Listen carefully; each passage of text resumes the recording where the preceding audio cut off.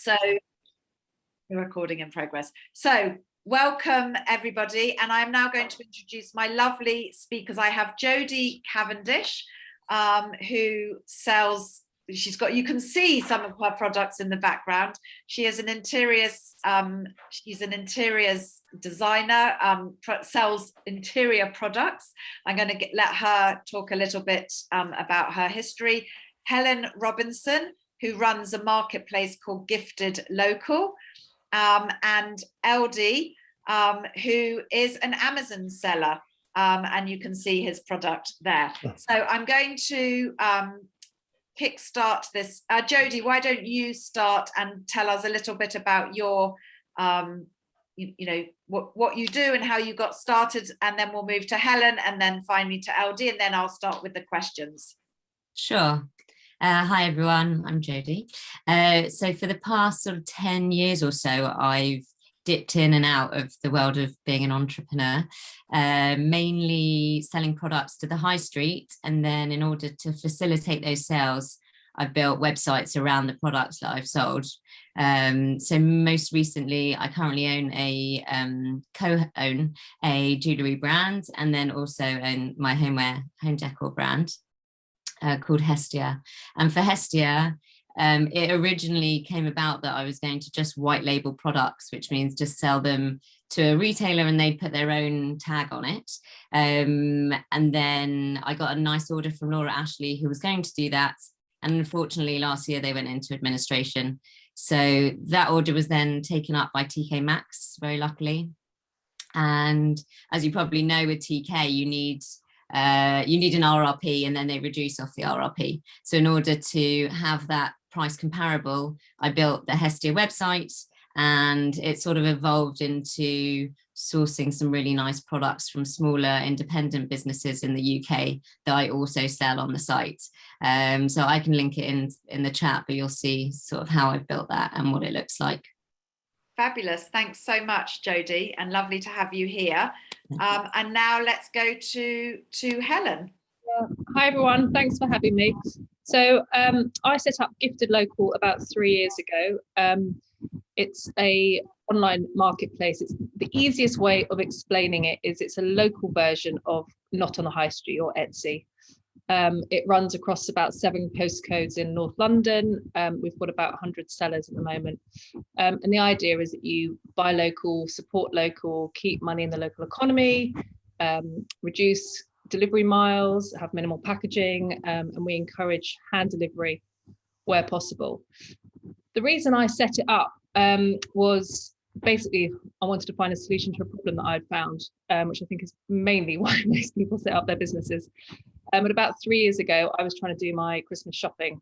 I've got 3 young kids. I couldn't get to the local shops with them. I don't know if any of you guys have got kids, but it's an absolute nightmare going to gift shops with children, worrying about what they're going to break next. So I was resorting to doing all my shopping online using the big internet giants, but I feel really guilty about it. So I was trying to Google sort of local alternatives, sort of local jewelry makers, not the shops, because I knew I couldn't go there, sort of more people that were selling things in markets and homes and stuff. I couldn't find anything. So it was really a light bulb moment of, well, maybe I should just give this a go.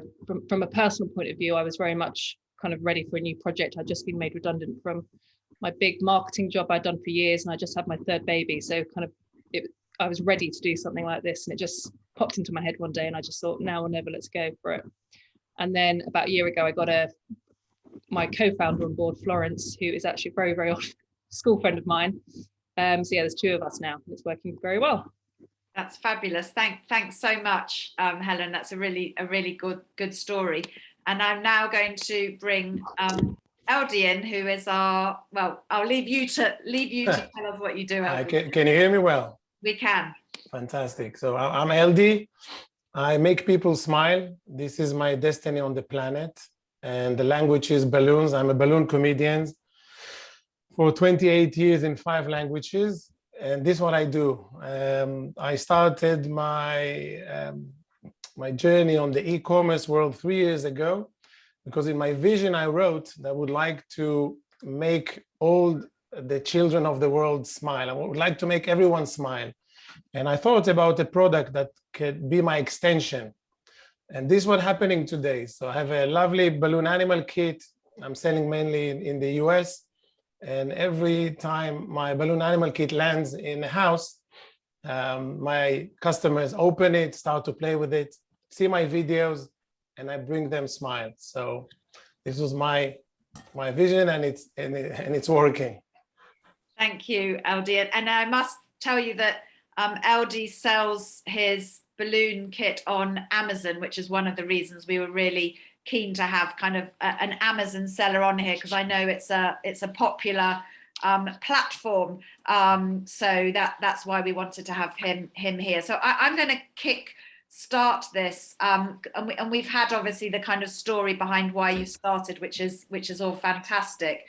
Can I ask, and I'll start with Jodie first, like what market research did you do before launching your e-commerce site? Like, how did you decide what products to sell? Because I think that's going to be challenging for everyone.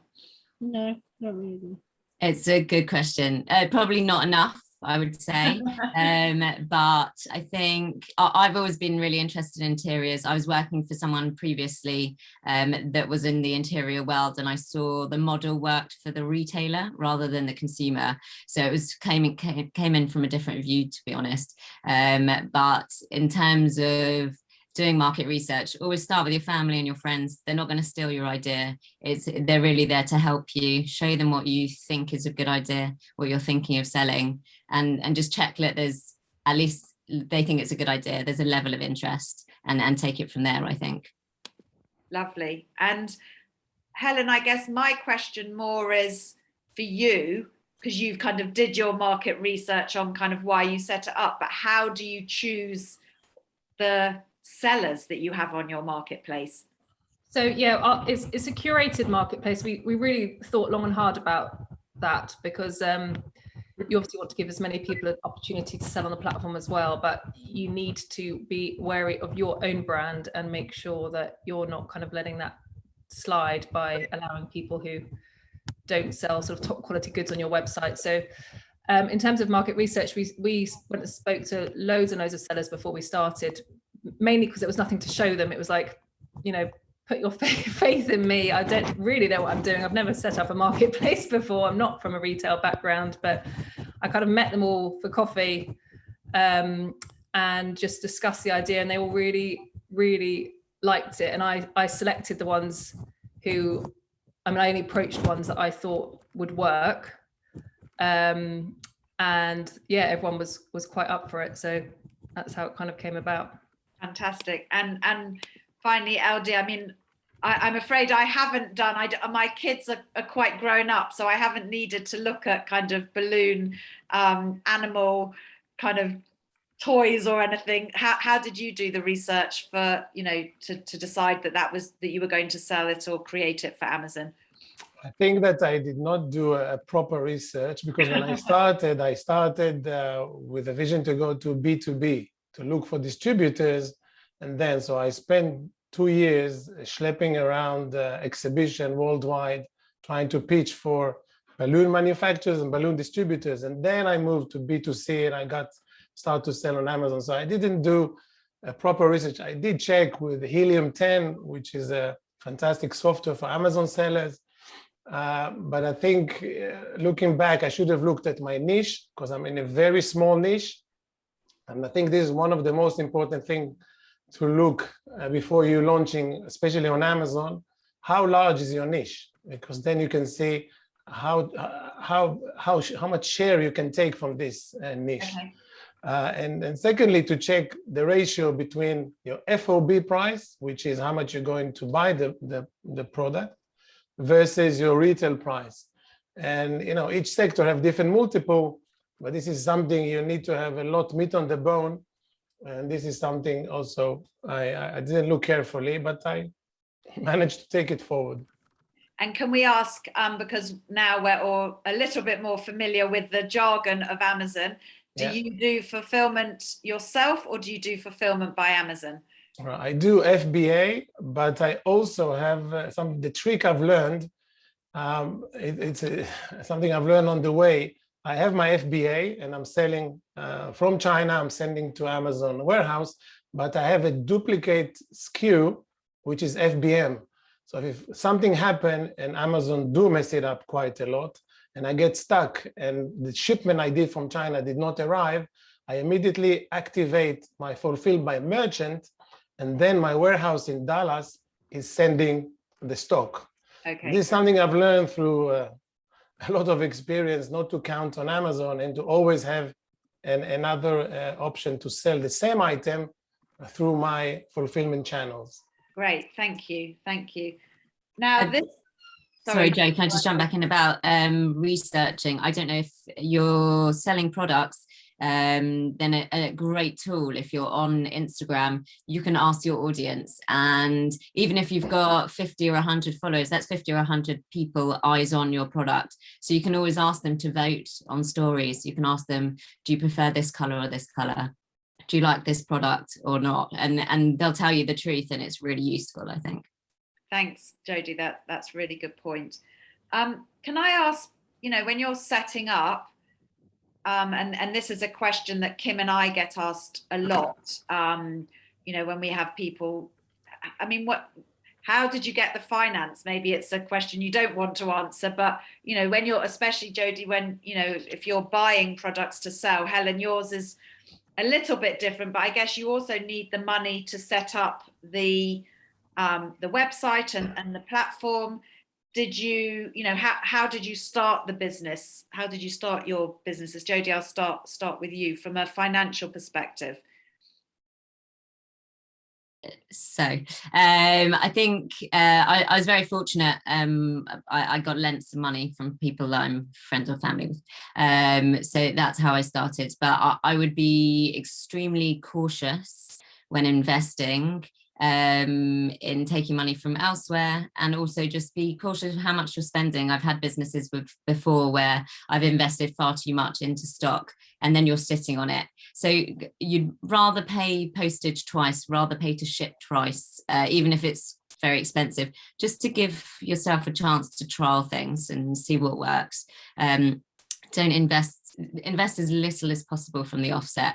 The really key things that you need are your domain, so you can have your web name, your website builder, which is relatively cheap. It's probably a monthly payment or a yearly payment, around £100 or so, not expensive.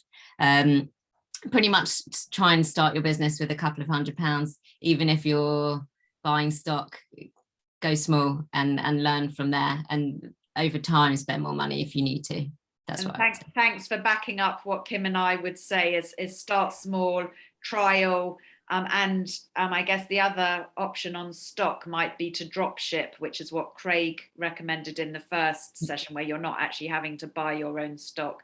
Yeah, so anything that's not Hestia branded, which I already have a purchase order from a retailer for, I work with independent sellers on a drop ship basis, which I'm assuming Helen probably does as well. I don't know, but you then, it means you don't invest in any stock. You post a photo, for example, of what your sellers are selling, and then when someone orders it, you let them know and they send it out for you on your behalf. Helen, how did you get started from a financial perspective?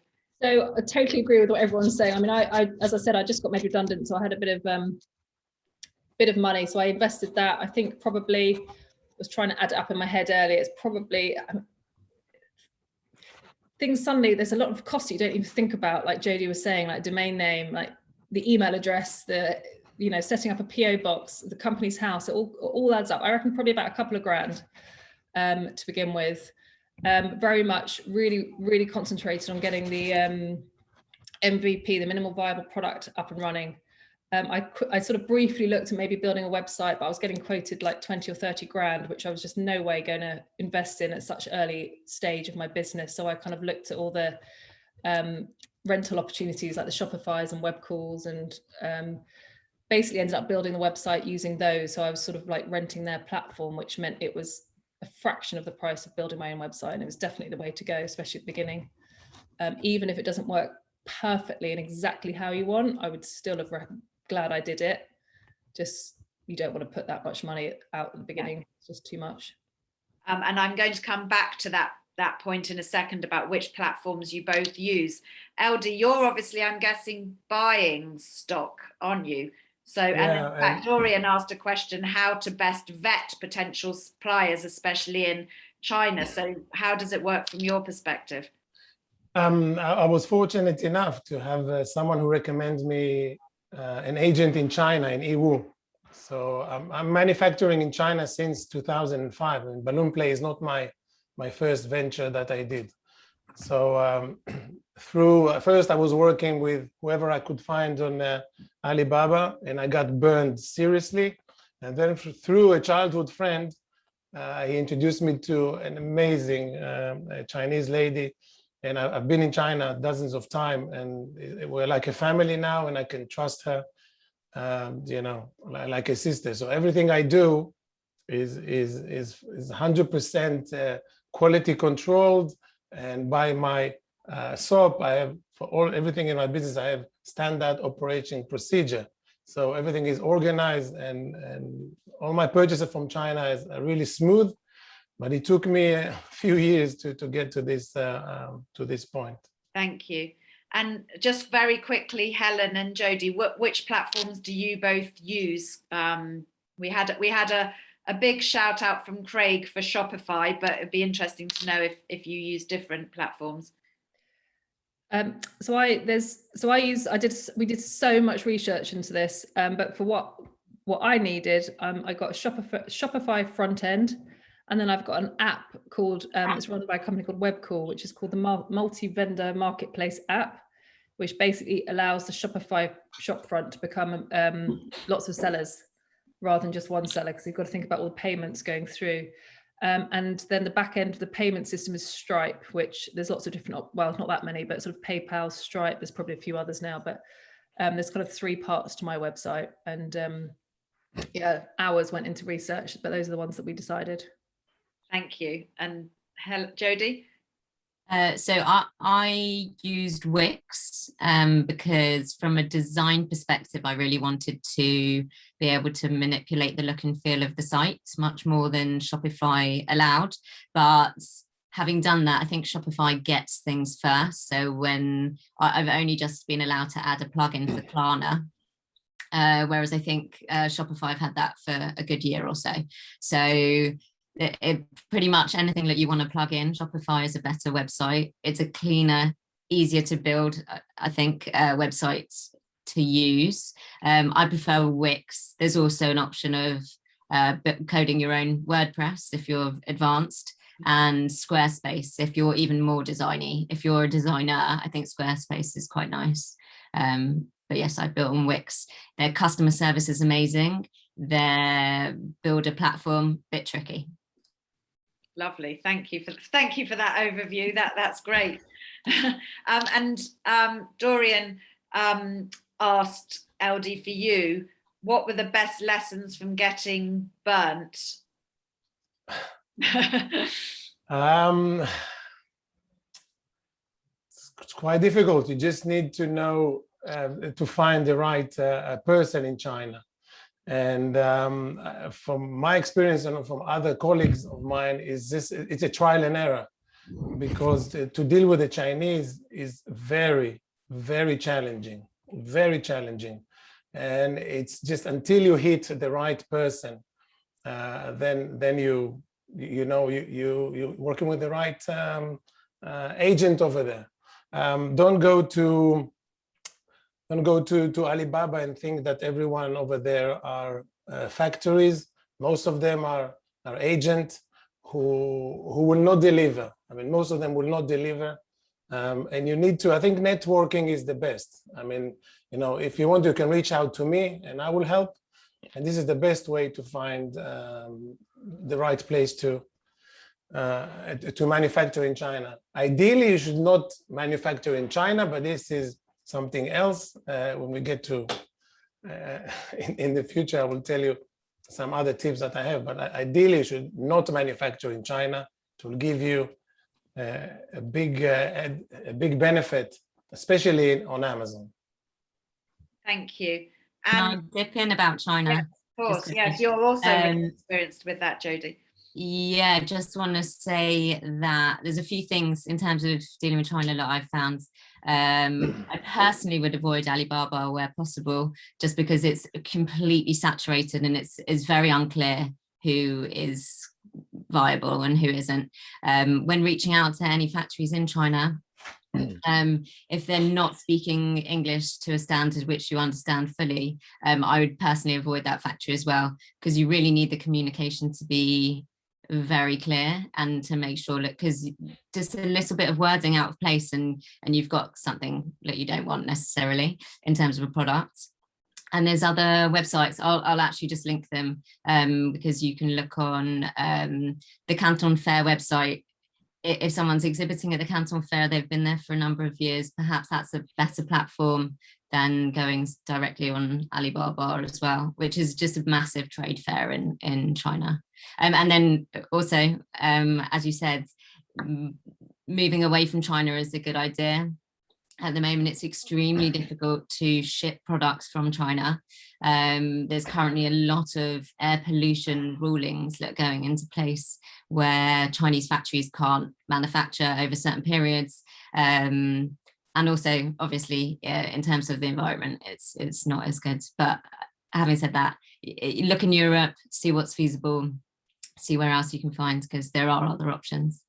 And that's a really nice segue into just kind of another question, which is, Helen, you had this kind of slightly light bulb moment, like you had the light bulb moment, then what did you do? Then how did you start and build your marketplace?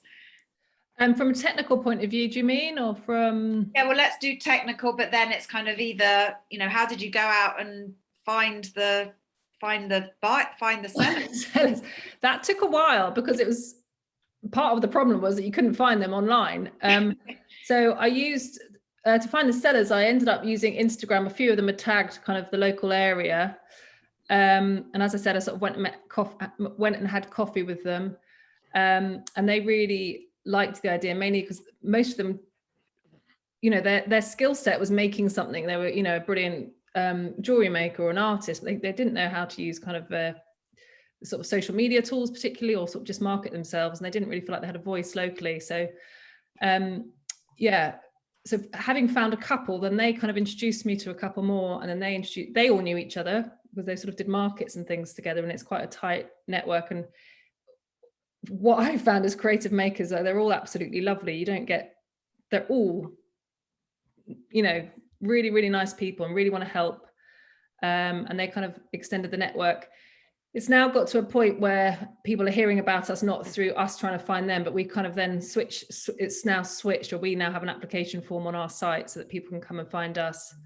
So yeah, I kind of wanted I think originally I said about 70 sellers to go live, but I didn't. It was about 40 or 50 maybe. I really wanted it live before the Christmas time. So when I had about 30 or 40, I started I was sort of doing it all in the background, but doing all the research about which websites to use, looking at all the rules and regulations about owning. I'd never done anything like this before, just even opening a company's house limited company. I didn't even know what I was doing. Finding a PO box, everything just took me really, really long time. Opening a bank account for business it was all so new to me. And it took the process was about 8 or 9 months, I think, from kind of that light bulb moment to getting it live. And I was I worked my arse off. It was, really, really hard slog to get it live. And luckily my husband is, he's slightly more technical than I am, because there is a lot, like Jodie was saying, about all the websites, kind of like building things, and the language that they just use. It's just a lot to get your head around. Luckily he kind of was able to help me a little bit with all the add-ons and plugins, and kind of the payment system is really difficult from a market point of view. There's lots of rules and regulations about that. I thought I could take the payment into my bank account, and at the end of the month kind of work out how much I owed everyone. But as a marketplace platform, you're not allowed to have any money in your bank account. It's got to go through the system, so all has to be automated, which at the time was like, but in the long run it's brilliant, because now I don't have to do it. It's all set up automatically. So when a gift is bought from a customer, everyone gets that. You know, I work on a commission basis, so I get my commission. The Shopify, Stripe, they all take a little bit of money. Everyone along the way takes a little bit of money. It's like 1%, 2%, but it all adds up. And then the seller gets obviously they get the biggest chunk, and then they are responsible for posting it. So I don't, yeah, as Jodie said, I don't have it. I guess the drop ship model in terms of I don't touch it. Yeah, which is great. Touch the product. And Eldi, from your perspective, I mean, how, you know, Amazon's a slightly more kind of fixed, you know, how did you decide what worked in terms of selling effectively on Amazon? I wrote to myself here just before, because I would like to share the steps that if I will go now to Eldi in October 2018, I will tell him this, that he will learn. And I think everyone can sell and become an e-commerce business owner. You need to have a discipline and commitment.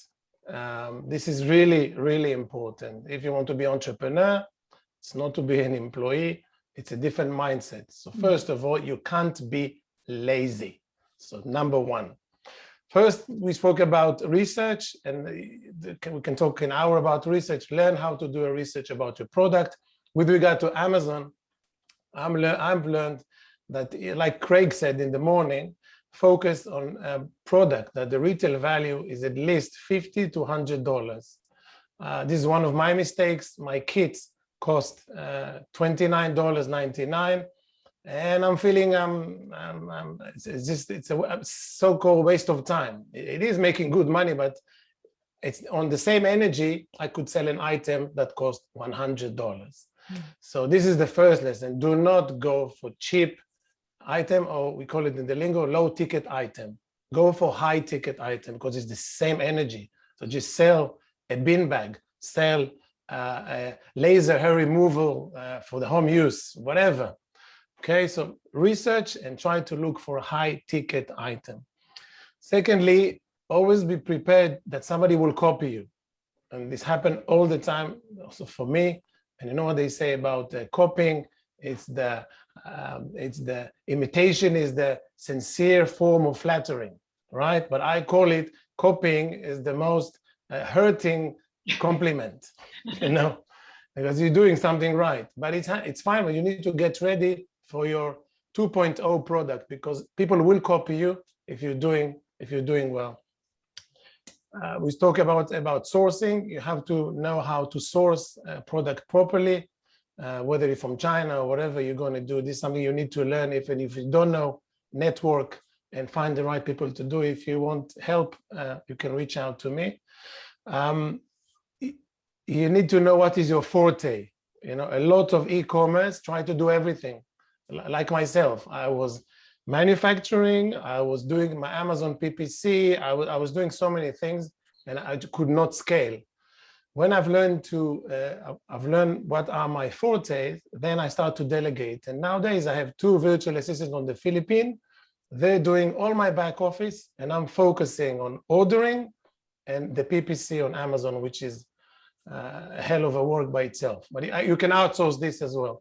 So you need to learn how to outsource, and to know what's your strength. And it's fine that you don't know everything. You need to know a little bit and then to delegate it. One of the things that you need to know, that you can come with the invention of the wheel and say, wow, look at this product, it's amazing. But it's all down to execution. If you will not know how to take it to the market, you will fail, even if you will have the most amazing product on the planet.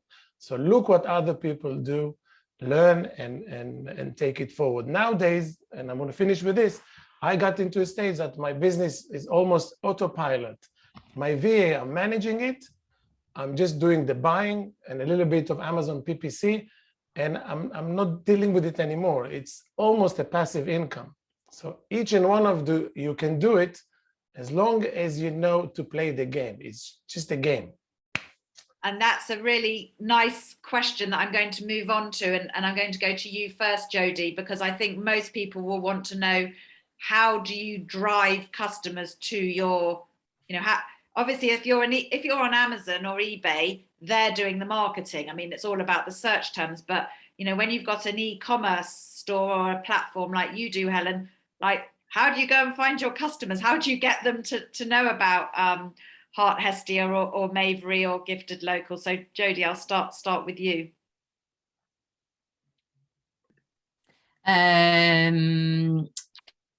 It's a good question because it's not easy. It's actually really quite difficult. I personally haven't invested any money in Facebook or Instagram adverts. If you were listening to Craig earlier, I'm sure he was talking about Google Shopping. I don't know if he was, but yeah, I would have thought so, which I do use. And I think it's good. It definitely facilitates eyes on the sites and sales. You've got to be careful with your budget there though, because there's a lot of time where PPC, it brings the eyes, but it doesn't necessarily translate to the sale. So you're still paying even if no one's checking out. So that's something to consider. Really through analysis of what's happened with the Google Shopping that I've been doing, you're not actually making any money because you're getting the traffic. And those sales don't really, they essentially just cover off the cost of that advert. Whether that person then comes back and reorders, and over time, if you're then generating money from that PPC, possibly.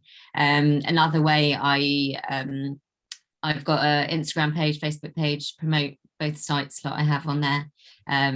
They don't necessarily drive too many sales, but they get you some eyes on your site, especially if you run sales and things like that, which automatically makes people intrigued to see what you've got, what's on sale, that sort of thing.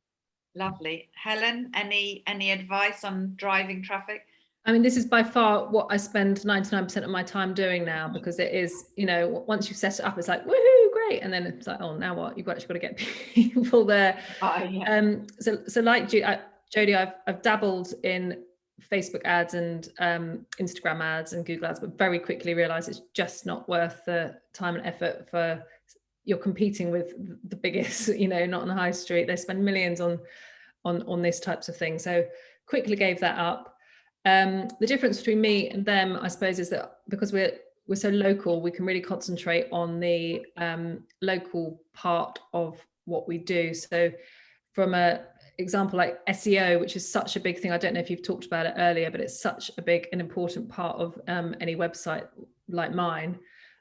So we really made sure we understood it. We, you know, so many YouTube tutorials and things, you just need to take the time to kind of learn about it. And with regards to the platform you're using, so how does it work on Shopify? So we just, everything is SEO optimized. I'm sure there's loads more we could do, but you know, we tried as hard as possible to make it SEO optimized from a kind of local point of view. And then we started writing blogs. It was all about the local area, you know, what the 10 top hotspots in Crouch End in North London, for example. And now if you Google that, it actually is one of the, I haven't Googled it for 6 months or so don't quote me on this, but it used to be that if you Googled kind of independent shops in Crouch End, our blog was the top one. So, and that drove a huge amount of traffic for us. I also made sure that I set up, which I think is slightly different to Google Shopping, it's the Google My Business side of things. So just making sure that's all set up. Google's this sort of huge treasure trove of things, but there's something called Google My Business. And if you set that all up properly, it's what it says, you know, if you're looking for your local Tesco's, you know, it opens at 9 a.m, it shuts at 7 p.m. It's all that information. And that's what comes up if you put Gifted Local into the Google. So just make sure that is all set up, and that's really helps. And then social media, obviously. And then we set up a subscriber newsletter. And we set that landing page up as early as possible. So before it was kind of, I came up with the idea in December. I think that landing page was up and running by the end of January, to start capturing people's email addresses. And that's a really key time before you've actually launched, to try and capture those email addresses. You've got to start doing that really, really early and really concentrate, because they are your real key group of customers when you go live. Thank you. And Eldi, just from you, I mean, how on Amazon, how do you drive traffic to your product rather than another balloon? So one of the things I did, I used YouTube, and we looked and we looked at all the YouTubers that are not with 10 million subscribers, one that below 100,000 subscribers. And then we approached them and we sent them my balloon animal kit. And they did a review, like unboxing, and this brought some good traffic. And the beauty is that if you go for the medium below YouTubers, they will not charge you money for this, or they will charge you 100 quid or something like that, because they need content. They need to do videos.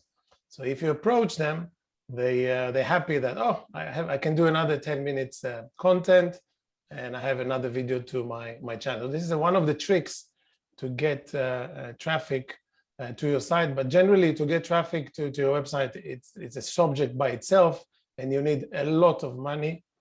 And ideally, when you become big, you should go multi-channel, and you should hit every channel possible, from Google Shopping to Facebook to Instagram, whatever. It's a different game.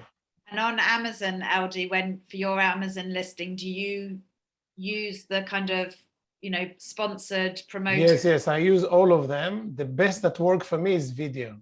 And because I'm good on videos as a performer, it's easy for me to create content. But I saw that even people who doesn't have performance skills, they can do a basic video, and it's converting the best. Video is just number one on my Amazon PPC that have the best conversion.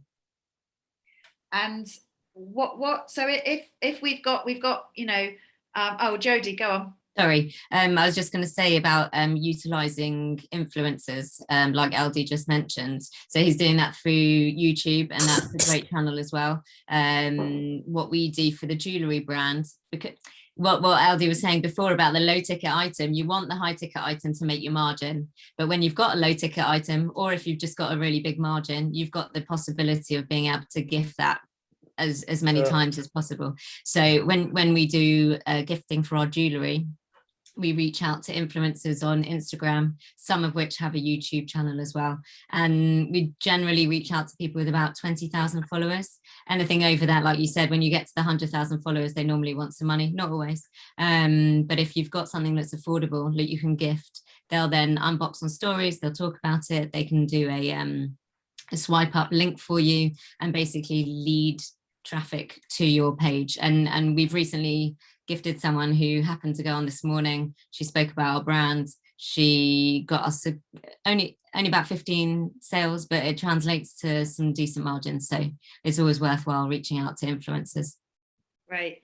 And look, right at the beginning, back at kind of 9:15 this morning, I mentioned that COVID and the pandemic, completely transformed John Lewis's business in terms of the product selling. Do you think, did COVID help you? Just a quick answer. In my case, it was fantastic because I had 2 Christmas. People got locked at home. They got panic. What should I do with my kids? So they bought every arts and craft available on the virtual shelf of Amazon. So I had crazy sales for March, April, May, went down a little bit, and then another Christmas. So for me, it was amazing. But I know a lot of products, especially traveling, suitcases and so on, they went flat and zero sales. So it depends. Where were you? And Helen, what about you? Yeah, it was good for our marketplace. I mean, everyone was at home and all the shops were shut. So, our marketplace was the solution to that.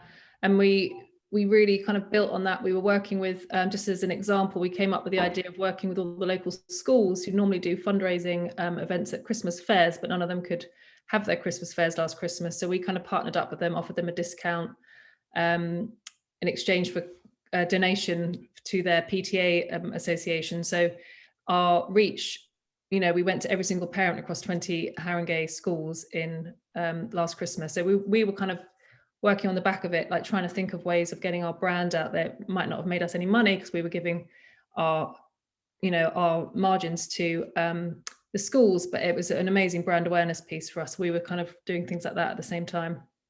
Great, thank you.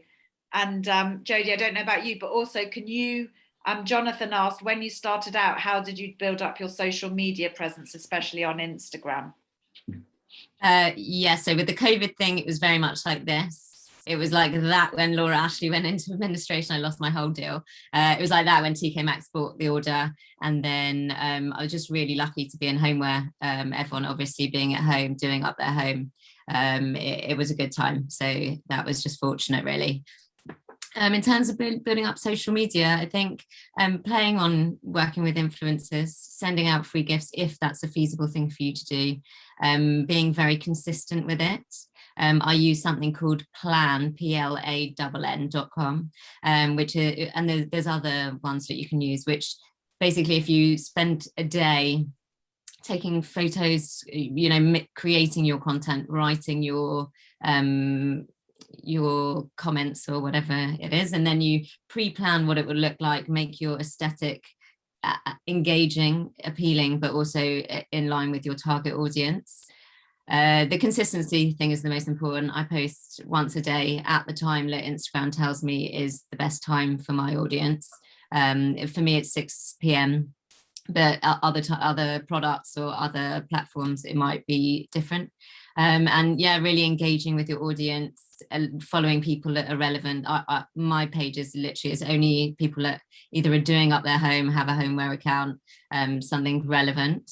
And yeah, just staying in touch with them, being engaging, posting their content on your stories, posting their content on your feed, obviously always tag them, but yeah, make sure that you're interacting with them so they interact with you. Thank you. Just one thing, I'm using Planoly and also Zoho CRM. And in Planoly, we plan ahead 3 months of social media, and it automatically sends to Facebook, Instagram, Pinterest, Twitter, whatever. So my VA prepare all the content, she put everything, and then for 3 months, we don't need to do anything, and it's automatically go to all the social media. And then it's like no hands, we do it automatically. It's fantastic. Thank you. And I had a question from Marcy saying, anything you need to avoid, any failures that may arise from the interaction between Shopify with Amazon if the business is set up to feed one another. Do you understand that? If not, Marcy, maybe you can go off mute and explain. Yeah, thank you. I was just interested to understand if you have something, done via Shopify. Let's say you, creating something, and then you set up the Shopify account, and then you want to, put it through Amazon. If there's anything we need to know how these two interact, and if there's anything that we need to avoid if you want to set up a business and then still sell through Amazon, and you've got a Shopify account, and then you also want to sell it through Amazon. Is there anything there that could be tricky, or should we just avoid this?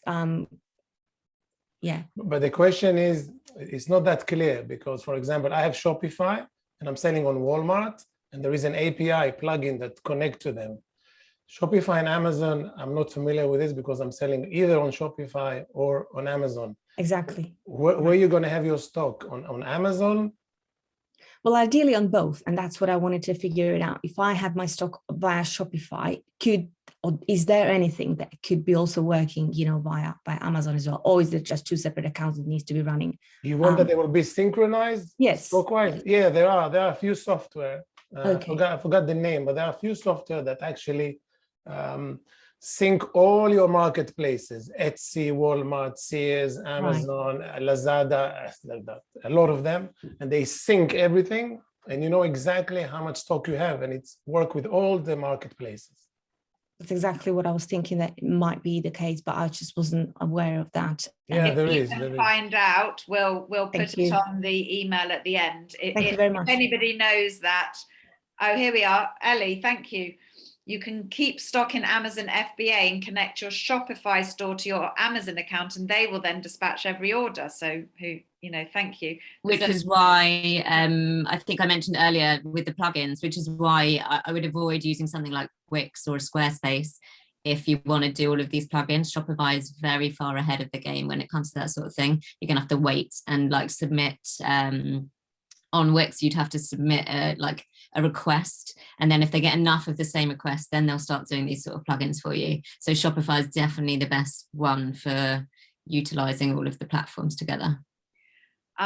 It's now hit just over 1 o'clock. So I just wanted to say thank you so much to Jodie, to Helen and to Eldi for sharing their story, for explaining how they started, and just well done to all three of you for you know, braving the e-commerce world.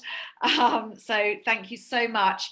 As I said right at the beginning of this morning, and I'll say at the end, if anybody has got any business ideas or they want to start up an e-commerce business or an Amazon business, please do feel free to contact myself or Kim at Work Avenue, and we'd be delighted to give you a one-to-one, free of charge, one-to-one business advice meeting or number of meetings.